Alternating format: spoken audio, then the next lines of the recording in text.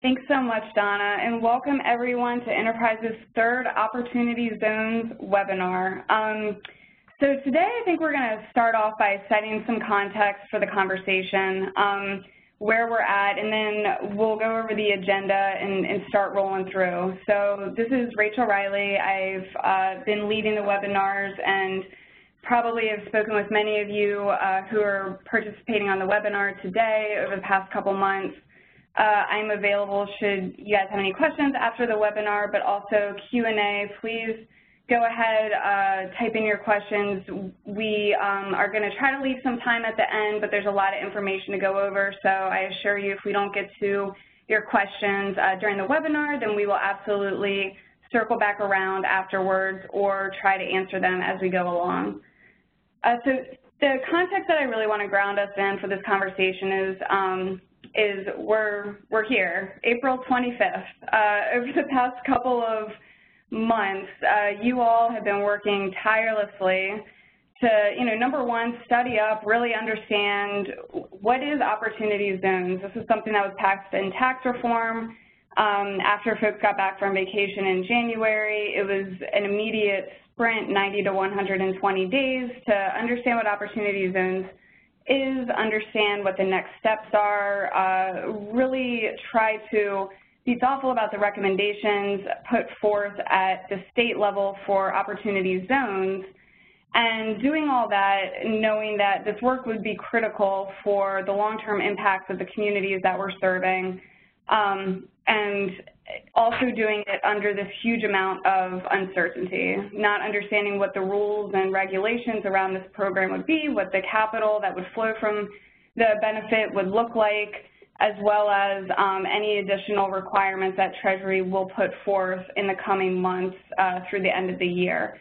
And so, that's definitely a tough task to take on. However, on Friday, that was the final deadline for all Opportunity Zone nominations to be submitted to Treasury. And in recent weeks, we've seen Treasury approve Opportunity Zone nominations, so make official designations in 20 states and 4 territories.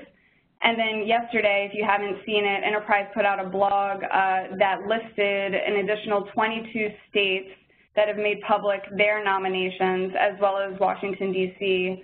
So you can actually go on our website now, or you can hold on, stick with us for the next 15 minutes to an hour, and we'll go over that pretty shortly here, which states we know definitely submitted versus which we're still kind of unclear on, but we're waiting to get confirmation from those governors and agencies. So with all of that, that part of this process is over, and it provides us some more context to understand what we're going to be working with opportunity zones over the next decade. It begs the question of what's next. It also makes it really personal for a lot of us. A lot of us woke up to find out that we now live in opportunity zones. I will raise my hand and say I now live 20 feet away from a nominated census tract in Washington, D.C., one that I know really intimately as someone who served my neighborhood as an advisory neighborhood commissioner for a number of years, and know that the majority of residents living in that census tract are public housing residents, as well as folks that have owned their home for a very long time and are very concerned about displacement. And then on the other end of that census tract is where the new soccer stadium is going in D.C. And so there's this real dichotomy just in one census tract where we're worried about both displacement as well as attracting new investment. And I think it's really illustrative of what the entire nation is considering right now in this moment. How do you, through opportunity zones, through additional incentives, through policies, programs, community engagement, and planning, really attract the capital you want in the places you want it to go to while still protecting the residents and businesses that have this very genuine fear that they're going to be displaced if and when the private market moves in. And so wanted to set that context and also to say that now is the time to really engage in that process. to create that framework, and that's why we're having this webinar now, and that's the type of information we hope to cover and arm you with additional information about what types of characteristics we're seeing in the zones that were approved, because you know, it's both an opportunity for us as community development practitioners, as folks that know these communities very intimately, to help guide the conversation. And we are very much the experts here in understanding what's going to work in our communities. And so as a call to action, I would love for folks to remain engaged, to be creative about how opportunity fund investment, so this equity capital, can help to solve some of the thorny problems that we've been trying to address as an industry for a while, but maybe have not been able to get to. But then also be really innovative about new policies and programs that can help support our work and ensure equitable social outcomes and help further a lot of the great initiatives and work that we're doing on the ground throughout the nation. So that's my pep talk, and if anyone needs me, please feel free to reach out to me. I want to thank everyone for being engaged, and with that, we are going to go through the agenda. So really quickly, before we get into the nitty-gritty, I do want to do a quick overview of structure and deadlines for opportunity zones for folks that may be joining us for the first time. And then we're going to do high level what we know so far. And then we're so fortunate to have Katie Kramer, Vice President of Council of Development Finance Agencies, join us. Her and I are going to talk a little bit about what we're seeing in the states. She's really an expert on this, and I've had the pleasure to work with her over the past couple months as we've been doing really robust outreach to try to engage the states, engage local communities. And all of that has given us great insight into what states are thinking about as far as next steps and what they should be thinking about if they're not doing so already. And all of that involves going to the very, very, very local level. So, you know, a lot of states engaged locally for their nominations process. If they didn't, now as we move forward, I'll say it's probably the time to really start engaging your mayors, start engaging your county executives, your local leaders, and other stakeholders in building out this strategy that's informed by local priorities for opportunity zones and figuring that out. All right. With that said, so here is opportunity zones, the overview of the structure. Many of you have probably seen this already, but really what this is just meant to say is that it is this new investment vehicle which was authorized through tax reform called an opportunity fund. That's in the middle there. And the real innovation around it is that it taps this private capital through unrealized capital gains and provides investors, both individuals and organizations, this alternative to paying capital gains taxes. So it's not looking at an appropriated amount necessarily. It's an uncapped tax benefit, so it has huge potential. It's very market-driven, and so this is really unlike anything we've seen before. So that's what you're seeing over there on that left-hand side. And then the way that it flows is it flows from investors, that it gets aggregated through opportunity funds, which we're still awaiting guidance from Treasury on what an opportunity fund will look like. And then it will, that capital will be deployed or invested into these three types of eligible investments.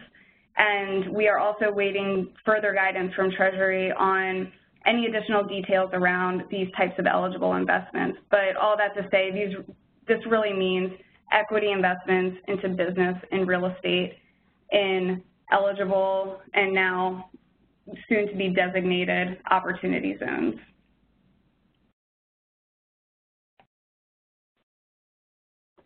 Here's an updated slide that we've presented before of key dates and steps towards implementation.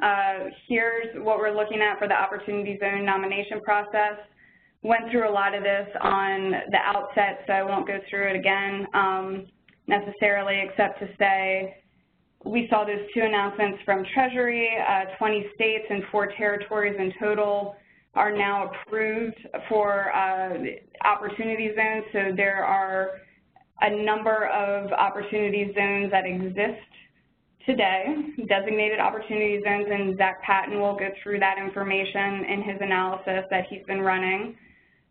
We've passed the final deadline for nominations, so states can no longer submit nominations. And what we'll be looking for from Treasury within the next 30 days is final approval. Treasury could request an additional 30 days, making it June 18th at the latest. However, we don't anticipate that will happen. Another thing that we've been hearing is that Treasury is likely to provide guidance on registration or certification requirements for opportunity funds very soon. We've been hearing that for a few weeks. We have not seen anything, and the idea was that as these approvals start rolling out, potential or interested fund managers would then be able to align that intention with understanding where these zones would be and seeing if that would make sense based on their investment strategy. So we're still waiting for that information, but even more of a reason to continue paying attention to what's going on after the zone nomination process, because there's still a lot of different pieces that are in play and that will continue to be hammered out throughout the rest of the year. And then there's just the regular regulations that need to come forth from Treasury. We don't know if that's going to be an interim rulemaking process or a proposed rulemaking process. There's some nuance there, and happy to talk to folks about that if they have any questions. And then by the end of the year, I think we'll be in a position where opportunity funds will be created, investments in funds will be created. I want to say this is a question that we get a lot at Enterprise, is whether or not we're thinking of creating a fund, and the way that I would address and answer that is to say that absolutely we are exploring the possibility and feasibility of that. You know, Enterprise has invested in communities and aggregated capital from impact investors and others for 3 decades, and we would absolutely want to leverage that expertise to go and explore creating an opportunity fund and show that you can maximize social return and still earn financial returns that investors are interested in. That being said, just like everyone else, we're awaiting this guidance from Treasury, and once we get that, we will be continuing to assess that possibility. So to that end, I would say if you're an investor or you're interested in learning more about Enterprise's potential opportunity fund, that would be another thing to contact us about. We're not going to see capital being invested until later this year at the earliest, and so if you have deals that you need capital invested into, unfortunately, even though the zones are now being chosen, there's still going to be a lead time and a runway to actually being able to secure capital through opportunity funds. So we've done a number of blogs on where the approved opportunity zones are, so I'm just going to roll through these really quickly. These are the states and territories that have been approved by Treasury with links to those approved maps.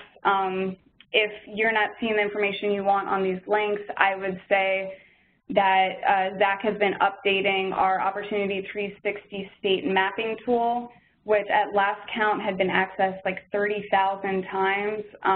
Zach may have an updated number. That's right. Yeah, so so just really has been a wonderful tool for folks to use, and thanks everyone for using that frequently. So those now have these approved zones located and called out, and Zach will show you more about that. And then our analysis yesterday showed that there was an additional 22. So what we know as far as the other states that didn't submit on March 21st or don't have approved opportunity zones. The top portion here, these are states and Washington, D.C. that Treasury hasn't approved yet, that submitted by April 20th and have chosen to make their nominations public. So these links go straight to their website, and so you can see where the zones are, the nominated zones are. These still have to be approved. And again, I would point you to our most recent blog where you can access the links as well.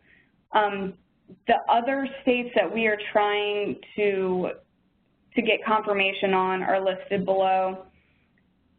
You know, a number of these states I know engage the public. I know that they had a process. They have public-facing websites. We haven't been able to confirm, and they haven't made public their information. And so until we have something confirming this information, we're just being very careful and saying we need more information before we can say whether or not they're submitted. And with that, I'm going to turn it over to Zach to go through his analysis of the opportunity zones that have been approved thus far. Great, thanks, Rachel. Hi, everyone. My name is Zach Patton, and I'm the Research Director for the Knowledge, Impact, and Strategy team at Enterprise. I also lead much of the Opportunity 360 work, which, if you haven't yet encountered it, is an approach to understanding and improving outcomes using cross-sector data, engagement, and interactive tools like the one that I showed previously in these Opportunity Zone webinars. We just launched our website a few months ago and have some initial tools and case studies up there for you to explore, including the Opportunity Zones eligibility tool, which I know many of you have already used. And we're now transitioning from focusing on helping you all get a better handle on the eligibility of Opportunity Zones to now trying to help people understand the kind of landscape of the Opportunity Zones that have been designated so far, and that we will hopefully find out soon from the states that haven't had their official designations listed. So I'm going to be taking a few minutes today to talk through some initial results from some work that we're doing to look at those designations that have been made and to see what those zones look like, who lives there, and so forth. And so the results that I'm going to talk about today really focus on just the 20 states that Rachel mentioned, and not the 4 territories that have had their designations released by the CDFI Fund as of April 18th. But since we expect the designations for the other states soon, I think of this as kind of really a sneak peek of the more full analysis that we're going to be doing once we get that final list, but it'll at least give you a sense of what the landscape looks like. So what do we know so far title. But I will tell you that we've been looking at some of these same indicators and dimensions for states that haven't had their designations kind of approved by Treasury, and the results are nearly identical to the ones that I'm going to show you today. So not necessarily reason to suspect that the new designations are going to be that much different from what we'll talk about. So with that said, what do we know so far? Well, we do know that Treasury has approved 4,831 census tracts across 20 states and 4 territories as designated opportunity zones. That's a little over half of the total tracts that we expect to see designated in the final official list of zones. We know that 98% of those tracts qualify as low-income communities, and only 2% were eligible contiguous tracts. And some of you probably know that there is a 5% set aside for, or not set aside, but exemption for contiguous tracts. So that 2% number comes in below that, which means that some states are not fully taking it, nominating those contiguous tracts. But I will point out a caveat that Puerto Rico is one of the territories that submitted, and Puerto Rico had kind of a special accommodation made for it because of the hurricanes. So it was actually able to designate all of its low-income communities, and it has a lot of low-income communities, I think over 860 low-income communities in Puerto Rico alone. So that may be skewing that ratio a little bit. But nevertheless, there were some states that opted not to designate any tracts on the basis of contiguity, including Texas, Wisconsin, New Jersey, and Georgia. and other states that designated fewer contiguous tracts than they could have. So that in itself is interesting, I think, because a lot of people are interested in sort of what the effect of those contiguous tracts was going to be on the overall opportunity zone landscape. Also of note is that even though Treasury allowed for folks to do designations on the basis of either 2015 or 2016 ACS data, it appears that not many took them up on the offer to use 2016 data. So most seem to opt with the safe harbor route and stick with 2015 data, although that may also be a function of these being the earlier ones who are more likely to rely on the data that the CDFI fund published versus doing their own analysis and submitting additional justification that might require an extension.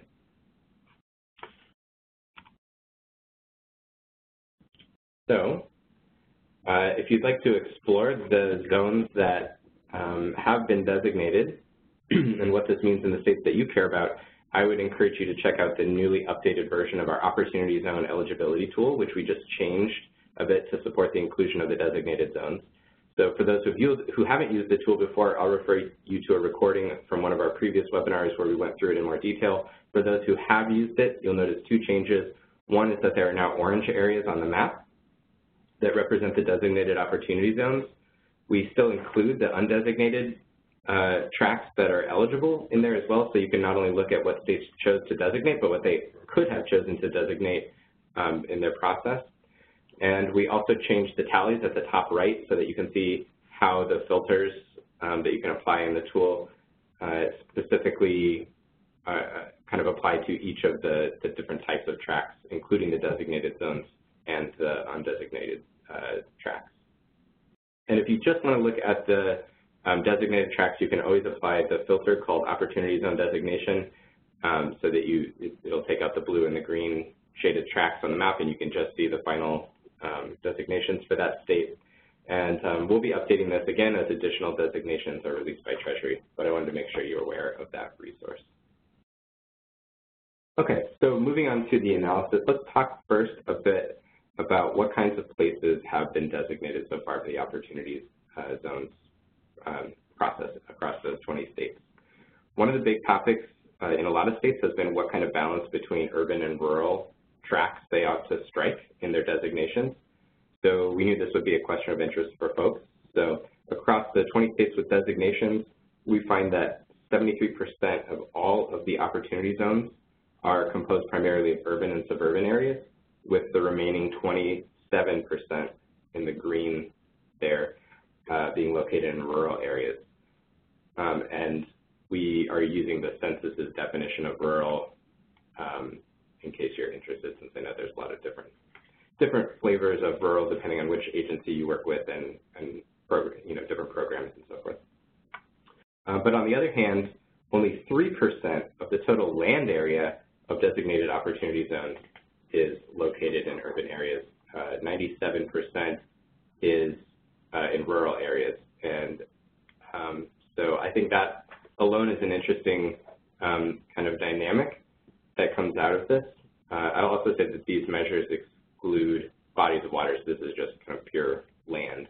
And that might seem shocking, but for those who are familiar with census tracts, they're set on the basis of population. So in rural areas where there's lower population density, the tracts end up being very geographically large, and so you can kind of see this dynamic. But I thought that it was pretty striking that 97% of the land that is eligible for these investments happens to be in rural areas or rural tracts. And another note on this is that we've also started looking at the intersections of opportunity zones with tribal areas, and we found that a little over 2% of the designated zones across the 20 states intersect with tribal areas in some way. I think there's a lot of variation across states with respect to the size and density of tribal areas, so it's probably too soon to really draw many conclusions about that at this point, because which states have designated, I think, will really impact what that number looks like. But we'll continue to look at this as we go forward and as we see the additional designations come in. But I at least wanted to kind of point that out for those of you who are interested in that issue. So another topic that we've been getting a lot of questions about is who is likely to be affected by the opportunity zones. so both in terms of winners and losers. And there's a few ways of thinking about that question, but one is who actually lives in the zones themselves. So this chart shows the average racial composition for the average opportunity zone tract across the 20 states.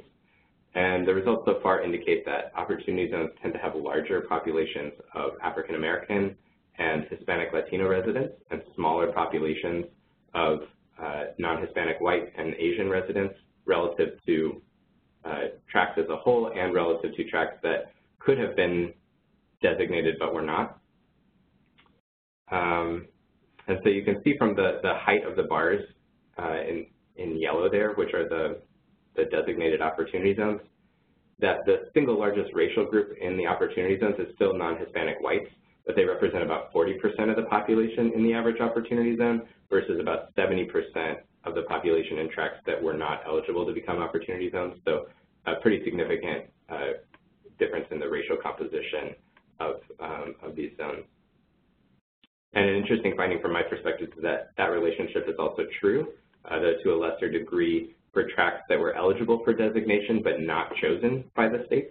So if you look at the yellow bars here compared to the dark and light blue bars, which represent the undesignated low-income communities and undesignated but eligible contiguous tracts, you see that the designation strategies tended to favor tracts with larger shares of Black and African American residents especially.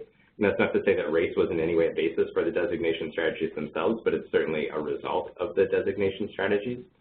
And I should also point out that I expect there to be a lot of variation from state to state in this, and some of this might be kind of skewed by looking at this in the aggregate,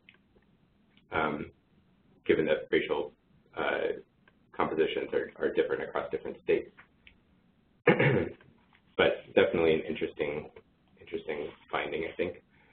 Another question that has come up many times in conversations we've been having is concern about displacement of existing residents in opportunity zones, should there be significant inflows of capital into those communities. So thinking about the vulnerability of residents to shocks in the housing market, we find that households in opportunity zones have higher levels of renter cost burden, lower home values, and lower home ownership rates than other tracts that could have been designated, and especially compared to tracts that were never eligible for the program to begin with. So in the designated opportunity zones, for example, 28% of renters, so over a quarter of renters, are already paying more than half of their income for rent, which leaves a lot, which doesn't leave much to cover buffers, or it doesn't provide much of a buffer to dramatic increases in rent. And that's compared to only 22% of tracts generally. The home ownership rate is 45% in the average opportunity zone compared to 62% in the average tract across the states, which means both that there's a greater number of renters there in those tracts than in the average tract who are more susceptible to displacement potentially, but also fewer households that will be able to capitalize on increasing land values through improving home values that they can cash out on. But on a bright note, for those that are homeowners, the lower starting home values could mean greater likelihood of gains if opportunity fund investments do result in increased property values. But clearly that's a big if at this point because we don't really know what's going to happen, but yeah, that's the kind of high-level housing snapshot. Also on the housing issue, we looked at the overlap of opportunity zones with affordable and subsidized housing, which is obviously a topic that is near and dear to enterprise. And our finding here is that there's a significant amount of overlap with opportunity zones with the affordable subsidized housing stock in those 20 states. So more than a quarter of all subsidized units are located in opportunity zones across those states. And another way of thinking about it is that almost 70% of all of the designated opportunity zones have subsidized units located in them. And that's compared to only 40% of tracts in those states. So to me, this represents a potential opportunity for those who are thinking about the potential for opportunity fund investments to align with affordable housing strategies in places particularly related to preservation, perhaps, given that they're already there, but also potentially siting of new developments. And this is also, I think, a clear bright spot for those who are concerned about the potential for opportunity zones to result in displacement, because it means that at least some of the units in those zones are set up to provide a buffer to displacement pressures. So again, potential bright spot here in this overlap. And I'll mention for those who are curious that these numbers are all specifically for federal project-based subsidies. So this doesn't include vouchers. This doesn't include local subsidies and programs. So we'll certainly be looking at some of those issues in the weeks to come as we expand the analysis. So obviously a big potential mechanism for opportunity zones benefiting people is in their potential to create new and better jobs through investment in businesses. So we thought it would be useful to look at what jobs currently exist in the designated zones and how many of them belong to small versus large businesses. So across the 20 states, we found that opportunity zones represent about 11% of tracts, but contain 15% of all the jobs in the state. So that's an indicator that these are already favoring areas with greater presence of employment opportunities than might be average. Though I think that when we dig down into this, there's going to be a lot of variation, in particular cases, but on the average, that's true. And we also found that about half of the jobs in opportunity zones were at small businesses, which are those with fewer than 500 employees, and half are at larger firms, and that's essentially identical to tracts in the states as a whole, so not really much of an interesting story there. But at least it points to the fact that we're not really seeing a particular bias toward tracts that are especially rich in small businesses, for example. They tend to kind of have a typical mix of businesses. And obviously the jobs question is a really complicated one, and there's a lot of different facets to it. So this is another one that we'll be looking at more closely and thinking about not only what jobs are located in the tracts, but where the workers who work in those tracts live, and so what the implications are likely to be for investments in those businesses. But this is, at least the kind of 10,000-foot view to share today. And finally, we have the question that of even assuming new jobs are being created, what are the chances that existing residents in those opportunity zones are going to be qualified for them and be able to take advantage of the potential economic growth that's spurred by these investments? So we find that residents of opportunity zones have lower incomes and lower levels of education than both tracts across the 20 states generally, and even compared to other low-income communities in contiguous tracts that could have been designated but were not. Only 25% fully 25% of adults in the average opportunity zone lack a high school diploma, compared to only 15% in the states as a whole. And only 16% of adults have a bachelor's degree in the opportunity zones, compared to 20% in the states as a whole. So definitely lower levels of educational attainment. And so insofar as that's an indicator of the ability of residents to qualify for those new jobs, we can certainly see residents of opportunity zones perhaps being at a disadvantage compared to other residents in these states. So I'll leave the analysis portion there for today. Be on the lookout for a blog post on the Enterprise blog that goes into more detail about all of this, which I'll be putting up there sometime soon. And that'll also get into more detail about the differences between the states that I think we don't have really time to cover today, that are sort of lost when you think about these issues in the aggregate. And of course, we'll continue to expand the analysis as new designations are released, and as we hear more from you on the webinar today about topics that you'd be interested in having us explore here. So we look forward to continued conversations with you. And with that, I will turn things back over to Rachel.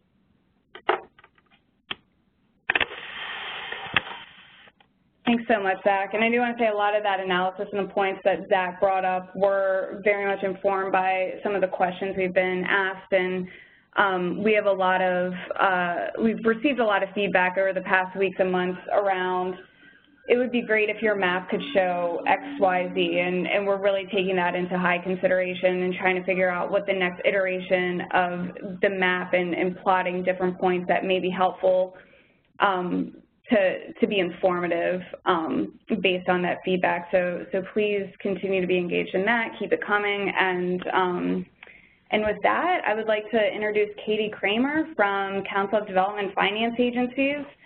I have lots of questions for Katie, especially this is actually a chance for Katie and I to catch up a little bit about what she's hearing in states, but also a really great opportunity for me to introduce, for folks that aren't engaged with Council of Development Finance agencies, the really great work that they're doing across the nation. They're a national association dedicated to the advancement of development finance concerns and interests, which means that their membership is really inclusive of both government and non-government entities, all of which are dedicated and working on community development finance. And these are going to be, in large part, organizations that will be interacting both on the private and public side with opportunity zones. And so with that, Katie, I just want to thank you for joining us.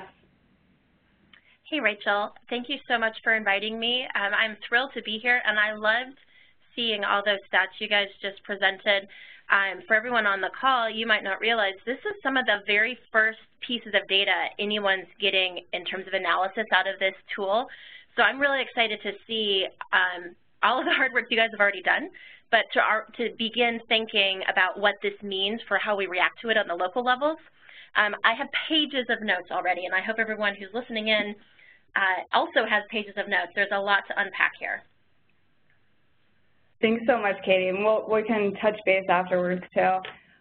Sure. If you could just help me explain to folks, because I gave a high level, but what really has been CDFA's role over the past couple months as states have really worked hard to study up on opportunity zones and work to put forth really thoughtful nominations to get us to where we are today?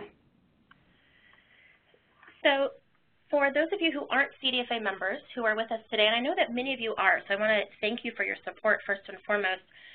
What we do at CDFA is work with state and local economic development finance agencies all across the country and helping them understand how you finance economic development, how you identify what the financing solutions are to local economic development challenges.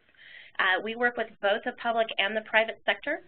In the world of finance, you need both to engage in constructive and successful financings. And our expertise is very broad. We look at how you finance everything using bonds, tax credits, tax increment finance. We look at how you use revolving loan funds. We look at all different types of ways you finance different projects, both urban, rural, infrastructure, local entrepreneurship efforts, everything in between. And we have really seen the work of our members locally related to opportunity zones be pretty vast in terms of their approach. So first and foremost, we wanted to support our state agency members right out of the gate. We held an invite-only strategy meeting for all of our state agency members who were charged with advising governors during this nominations process. They're the ones who understand kind of all of the different local economic development challenges, and we got together in early March looking at what do you need to know during this nominations process to really designate effective zones, but also be prepared to interact with the investor community when that time comes. So we met with those 31 states individually, but we've talked with every single state across the country during this process in helping them understand how this tool works, what this means locally, and what this means for the life of the potential investments that might occur. We've held many of our own webinars with our members as well. I'm sure some of you guys have been on that with us. And we have collected resources from all across the country helping to advise everyone in the economic development industry what this means for interacting with the tool depending on kind of your role in economic development at the local level. So Rachel, I don't know if you wanted to get into kind of what we're seeing from some of our members already, or if you wanted a more high-level discussion first. Yeah, I think it would be interesting on the phone, just given the vast uses of investment, so the different ways that opportunity fund investments can be deployed. were the states and were the people that you were working with, were there any sort of emerging trends or priorities when folks were submitting nominations? Were they looking specifically to economic development initiatives that were already created and primed and ready to go? Were there different like job centers or hubs, or how were they really prioritizing where opportunity zones might be located? Mm-hmm. We saw a little bit of everything. I think overall we saw states take kind of one of three approaches. I think the most popular approach, and one that we've seen really come to bear here as we've seen official designations come out, is a regional approach, looking at how you can use all of the various census tracts available to you that could be designated, and think really strategically about the various regions in the state that should be represented in this process, but also be given the opportunity for investment. We saw some states think very strategically about where there are potential investments that occur today and how they can drive capital to those projects immediately through this process. We also saw some states take a very democratic approach where they needed to make sure that zones occurred in every county or in every district, and sought the insight from people local on the ground for which census tracts should be designated and where their priority investment places at the most local levels. Most of the states that we worked with really did engage the public in a transparent way with the limited amount of time they had, trying to seek as much information as they could about where investment could occur, where local communities wanted to see investment occur, and how they could really nominate zones that would also be intriguing to investors. It's a really important note in this whole process. States had to consider the fact that there's no requirement for where opportunity funds make their investments. And so they had to think strategically about what's important within their state, but also what does that mean in relation to all of the other states and the zones they were designating, and how do you then seek attention from investors as a result. That strategy was part of a conversation I had nearly daily with our members, and it's something that investors were looking at as well as I was talking with them. They very much were intrigued to see, or very excited to see where all of these different zones were going to be nominated and how that aligns with their current investment principles today.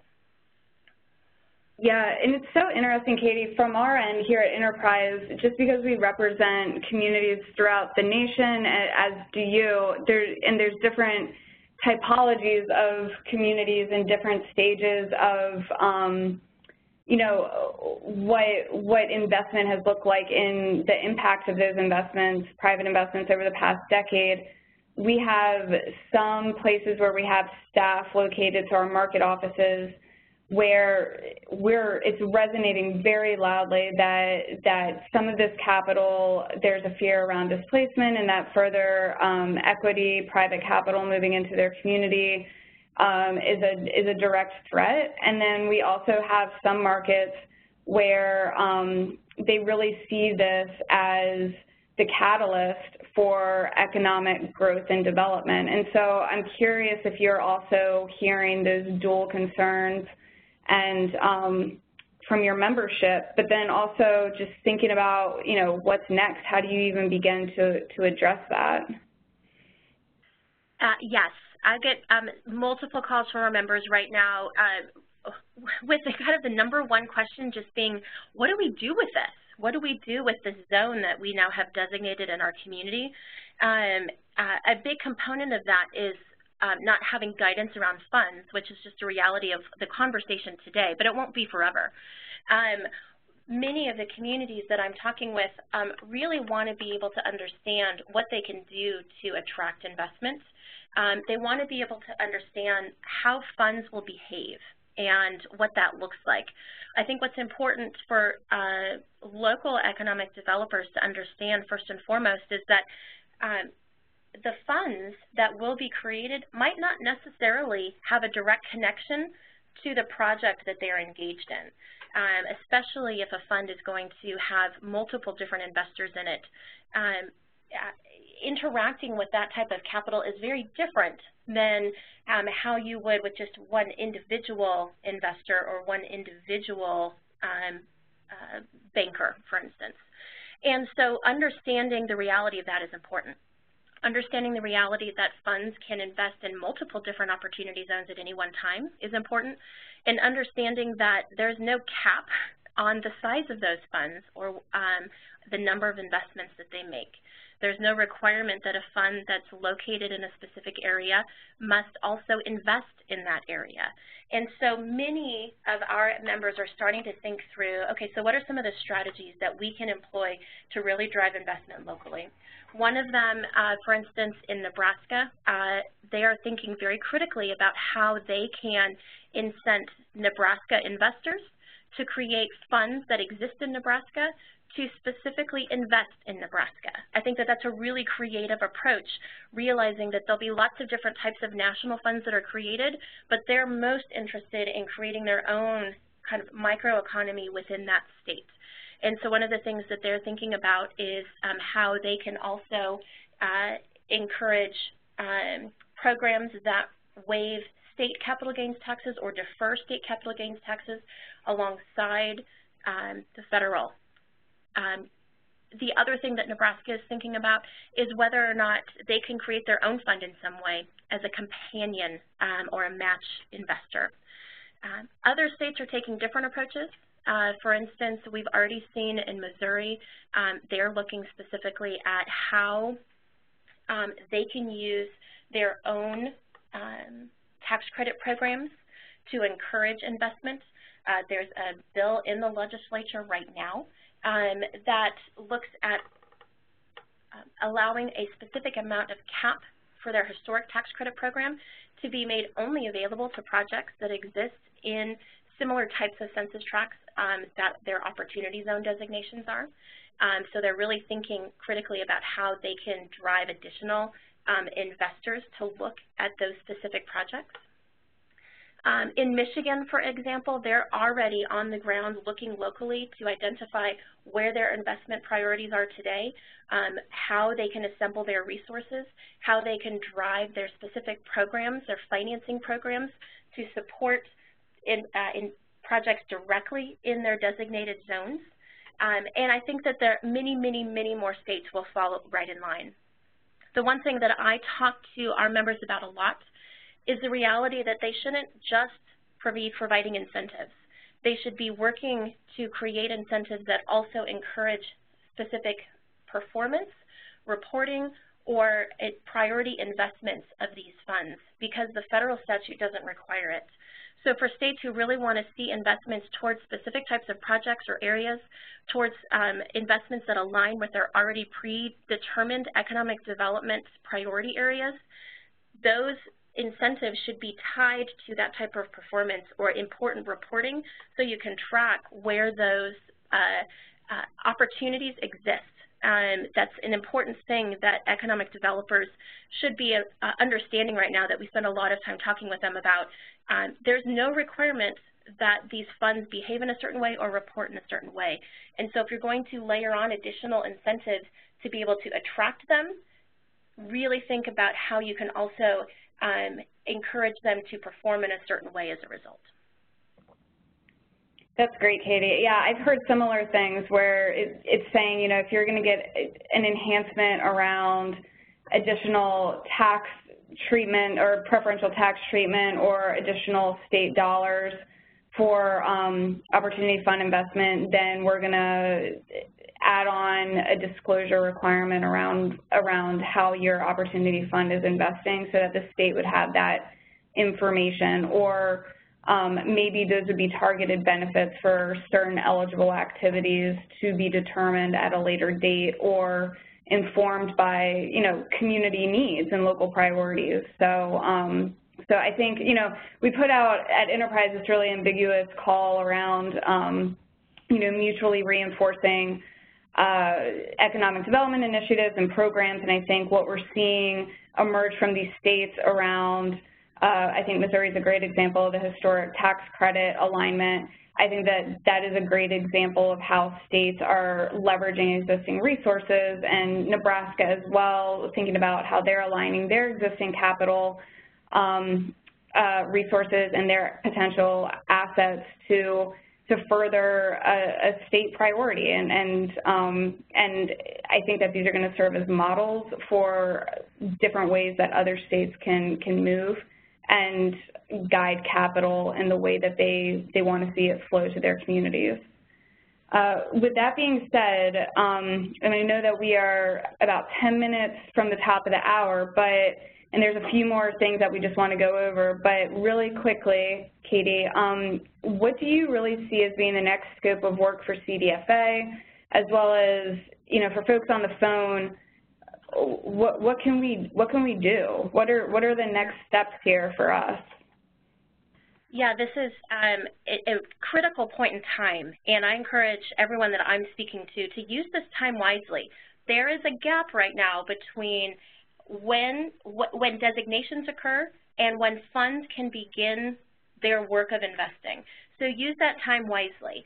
Really be thinking about how you're assembling resources in those zones. What are all of the different financing sources you have to bring to bear to go alongside the equity investments that might occur? No single business and no single real estate project will survive on equity investments alone. And so the economic development community locally should be prepared to provide those resources. What are the different public sources and private sources you can bring to bear that already exist so that you can really see successful investments occur? Likewise, many of the zones that are being designated traditionally are disinvested areas in various parts of the country. They're disinvested for a reason, and so you need to be thinking critically about what needs occur, what needs must occur there in order for those zones to be successful. Do you have all the infrastructure assembled? Do those zones really have high-quality broadband, or is that something that you can address right away? What are the transportation needs for a business that might locate there? Can workers get to that business? We were already talking about the educational needs and the housing needs of potential workers in these designated zones. How many of you at the local levels already have a minority-owned business lending or a women-owned business lending program that you can drive directly towards businesses that might be created in those zones to support and benefit those local citizens? Start working on this plan now so that when investments do begin to occur, you're ready to go. I will say that that's really hard work, and we understand that there's a lot of local communities who are feeling a bit daunted by that task. And so we're excited to be partnering with Enterprise and LISC to really look at what's possible to help build capacity at the local levels.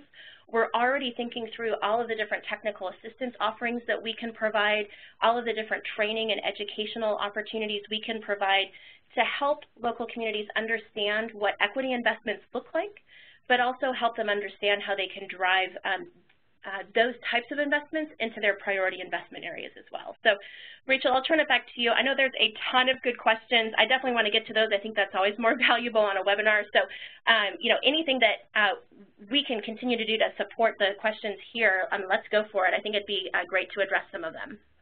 Yeah, and Katie, I don't think I could have said it any better. So really appreciate your time with us here and looking forward to the continued partnership. And with that, we can roll to the next slide, which is just what's next for states and communities.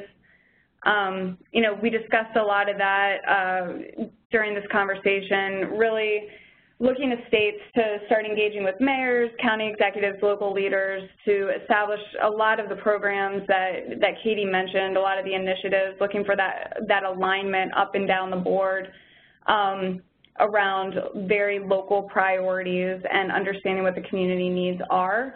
And that can be done the way that you really create the strategy. You create your opportunity zone strategy. You have multiple levers to do that through policies, programs, community planning, all that underscore this need for equitable and inclusive economic development and expand access to opportunity for existing residents and local businesses. Again, these strategies really have to protect the residents and business owners from displacement. The capital, we really want to ensure that it is benefiting people that have interest and have lived in the opportunity zones, and that we're not displacing them in providing opportunity zone investments into these newly designated census tracts. But at the same time, as Katie mentioned, there are going to be census tracts but for these additional investments from the state, like investments in infrastructure, investments in broadband, investments into workforce housing and other types of affordable housing that support workers, just private capital is not going to come through opportunity funds. So how can states be making those zones look as attractive as possible through those types of investments? Because at the end of the day, as Katie mentioned, every opportunity zone is going to be competing with every other opportunity zone throughout the nation for this money. So now, instead of like a state by state, because there's no mandate for these zones to receive investment, the competition is between every opportunity zone to get the attention from investors. Should these zones want to receive that capital? Again, that's another thing we're hearing, is that some communities like Redwood City in California actually have proactively said, we do not want to be an opportunity zone, and I feel like that also has to be taken into consideration. So the other thing that Enterprise will do alongside working with CDFA to understand what our technical assistance offerings could potentially be is, given our state and local presence across the nation, we'll be monitoring and sharing a lot of these best practices that we're seeing, and again, sharing those with you. And one of the things I want to plug is next month, we're going to be discussing some of these strategies in our upcoming webinar. Again, really informed by the feedback that we're getting from you all, so thank you and keep that coming.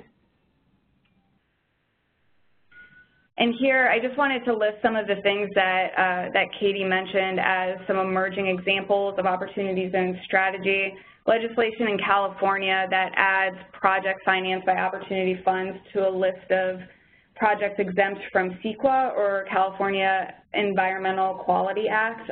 Because of lack of time, I won't go too much into that, but it's linked there. You can look it up, Assembly Bill 3030. That's the Missouri legislation that Katie mentioned, as well as this idea around how are you incenting certain activities or local investing through state-level treatment of capital gains. And what I really think is this best practice, an emerging example of a best practice around state-sponsored funds in Nebraska, specifically around workforce housing. And with very little time, I'm going to say, here's some more information. Please go to Council of Development Finance Agency's website. They put on a number of really wonderful webinars, including their most recent webinar, you can hear representatives from Alaska, New Mexico, Colorado, and Nebraska talk about how they're planning on using opportunity zones within their states. I think it was really informative. I listened in on that. It was great. CDFI Fund and Treasury have their Opportunity Zones resource page. Economic Innovation Group, as always, please utilize them as a resource. And just wanted to highlight some of the things we have going on over at our Opportunity Zones webpage. We did a letter to Treasury on providing guidance for Opportunity Zones implementation. And I really suggest that if folks are interested in providing thoughts and input, that you do that as well. We've linked to it on our website, what we've put forth. Because we don't know what the implementation process is going to look like, it's really important to just make your voice heard, and now's the time to do it. And so you could use our letter as inspiration or just a template or however you want to go about doing that, but that's there for you should you need it. Links to our maps. We have a new podcast out on opportunity zones. Blog posts, we do this pretty frequently, as well as additional information and reading, links to a number of things that have informed us and informed our thinking around opportunity zones. ways to contact Zach and myself, and our handle, opportunityzonesinfo.org. And with that, we're at 2:01. If you guys have questions, as promised, please continue to submit them. We will get to them in various ways, potentially through blog posts, through personal outreach, or we can continue just hanging on right now and try to get to them if people have time to stay on.